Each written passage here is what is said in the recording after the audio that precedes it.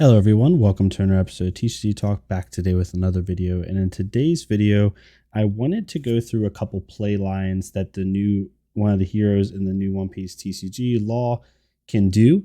I wanted to kind of show people, at least from my limited playtesting, and just when I say playtesting, I mean playing for fun, really. Some of the things that he can do, because I think a lot of people that are really new to this game don't understand what the potential power of this character is.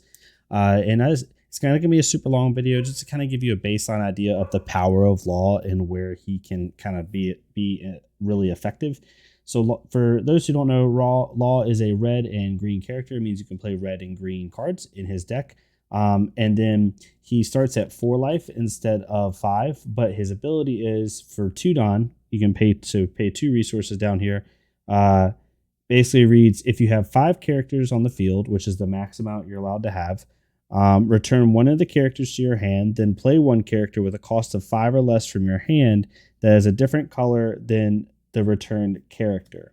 So that basically means that if I play a card, let's just say, I play my 5th card, just play a random one, and I activate Don's ability, so I paid 1 for that card to play it. Then I activate these 2 Dons. I basically can use his ability. Let's just say I pick up the red Nami. Now I can play one of these 2 5-cost green cards, which is one of my laws, for basically two resources. I can just put it on the field. So you can swap out. So basically for 2 Dawn, for 2 resources, I swapped out a 1 power card for a 5 power card. And we'll get into why that is so good here in a second. And I kind of just want to show some of the obvious play lines. So in this situation, I have 5 resources left, which is a mid-level amount, right? It's not even a lot. It's just a really decent amount, and 4 characters on the field. Most time you're wanting to get your 1 drop and 2 drops and even a 3 drop character on the field. So this is a situation where it's my turn. I've drawn up. I have 5 resources left.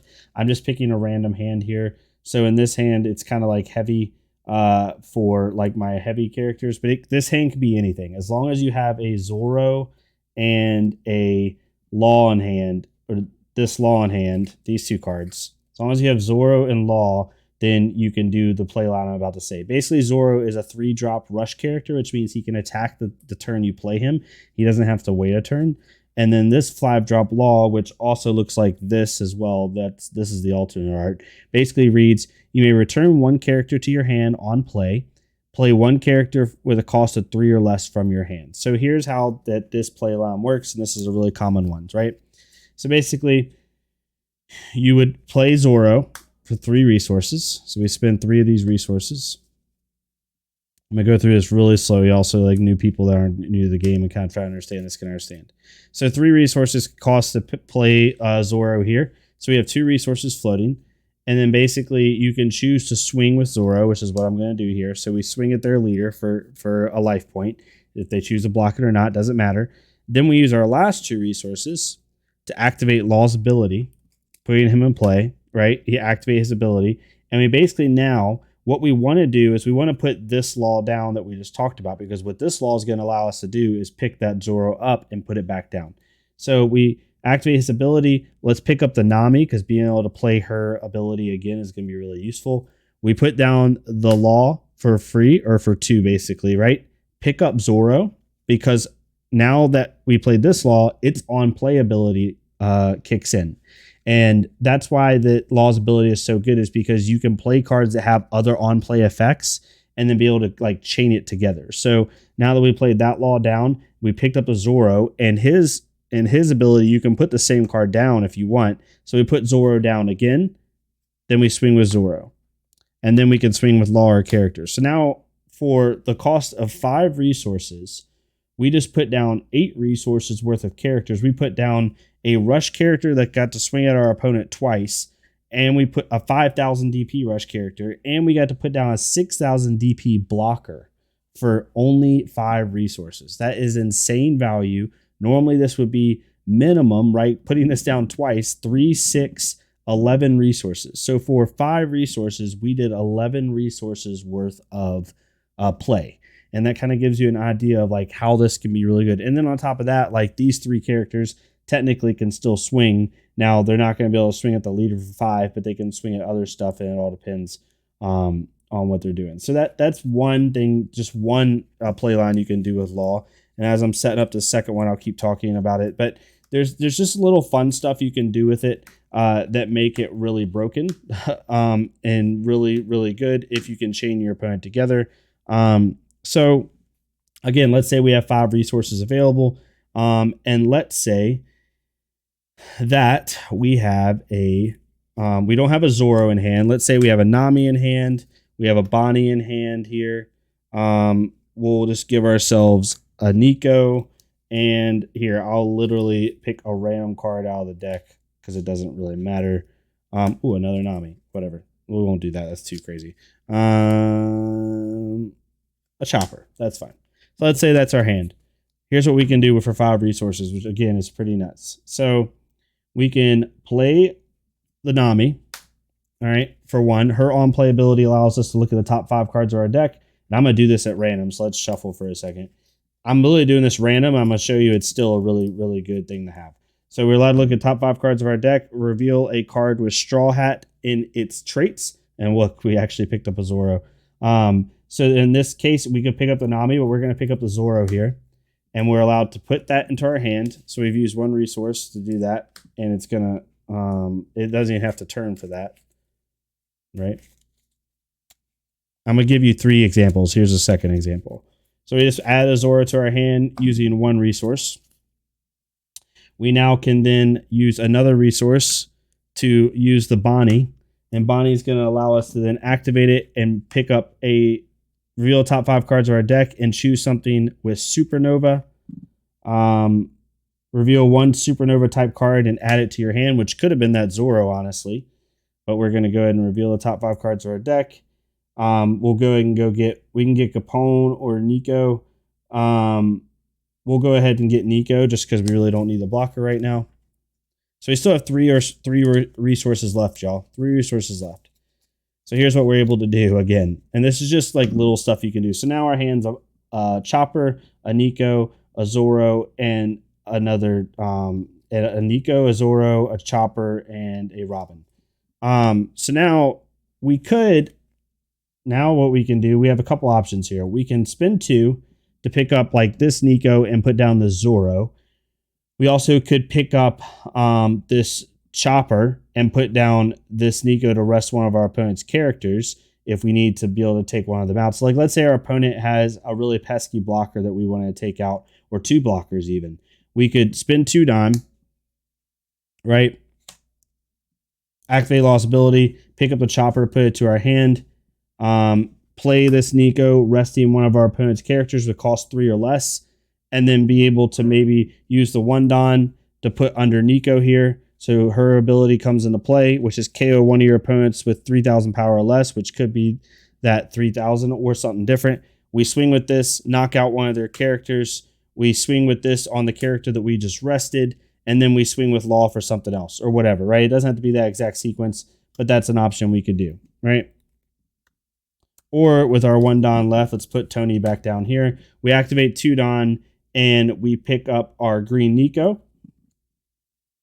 And then we play Zoro for free. So we still have 1 Don left, right? Still have 1 Don left. Pretty nuts. And then we can swing with Zoro, right? Put this under Nico, swing with her, do a bunch of different stuff. So you can see how you can swap out stuff to make it really useful.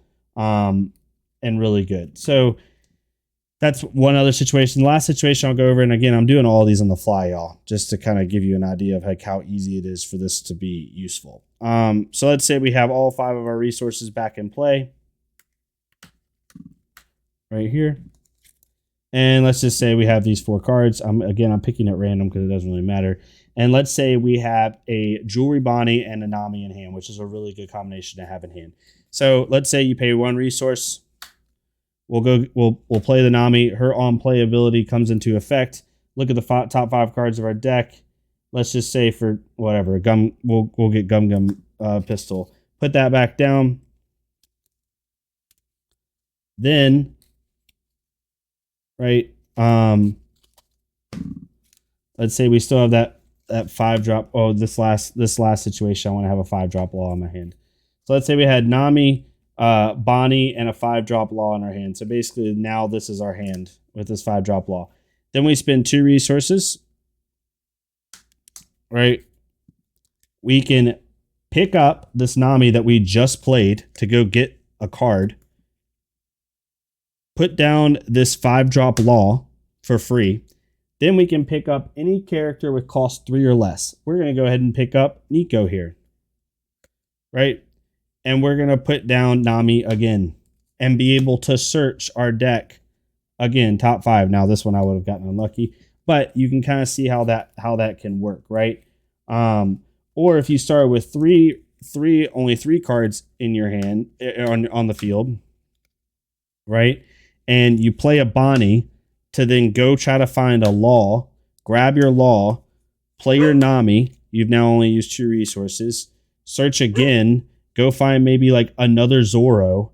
Then you spend 2 resources to swap out your Nami for your Law.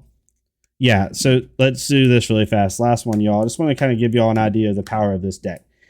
Let's say you have 3 cards, and then you have a Bonnie, and let's just say you have a Nami in hand, and you're looking for this Law. You can play the Nami, play the Bonnie first. Play the Bonnie first. Activate it, spending 1 resource to play it. Go get your Law, right? Then we play Nami to go get another card, right? We've used 2 resources. Then we use Law's ability, spending 2. We pick up the Nami. We play the Law that we just got with Bonnie, right? So now we've drawn 2 cards and we've played 3 so far for 4 resources. We play Law, which allows us to now pick up this Bonnie, and then with our last resource, we can play Bonnie if we want to. If you just want to draw a lot of cards, you can play Bonnie again, and then search the top 5 cards of your deck again, and go get a Supernova, right? Like Capone. So now for 5 resources, we just played Bonnie twice, Nami once, and put down a 5-drop Law, and we still have 5 cards on the field. So again, these are kind of makeshift lines, and like it wasn't meant to be insanely specific or like the super scripted thing, but I just wanted to give you an idea of what this character can do and how he can chain together really, really powerful cards really quickly, and be able to present a board state that your opponent's going to have a lot of trouble with. So hopefully this made sense. It's kind of makeshifty, but I think Law is a character that a lot of people are a little bit confused on. As far as like why the character can be good, like they hear that it can combo and things of that nature, but they don't know exactly what that means. Law is definitely the character I'm going to be playing moving forward in this set first, and then honestly, I think Law is really good. I think Zoro is going to be a really good one to play as well. Personally, I think Luffy would be really fun to play, even though he doesn't quite have the support that you want him to have yet. And then Kid's a really good one along with Kaido. So Law is definitely my number 1 choice right now. But yeah, if y'all want more in depth or you're wanting to look for more, if I didn't show like the optimal line that Law can even do, if there's more experienced players out there than me, definitely let me know. This is more meant for like newer players to the game, kind of understand what Law can do, and like the value that he can bring with certain board states. But yeah, if you like this, please leave a like, comment, subscribe, join Discord if you want. We made a new One Piece section. We're going to have a lot of discussion there about the game. A lot of fun stuff going on. Yeah. And hopefully let me know what other One Piece videos you want to see in the future, like anything specific. I try to do a lot of research on the back end and try to do a lot of testing my own so I can talk intelligently as possible about these things. But yeah, hopefully you all enjoyed this. And if you did, let me know. If you didn't, let me know how I can improve. And I'll see y'all next time on TCG Talk. Thank y'all so much.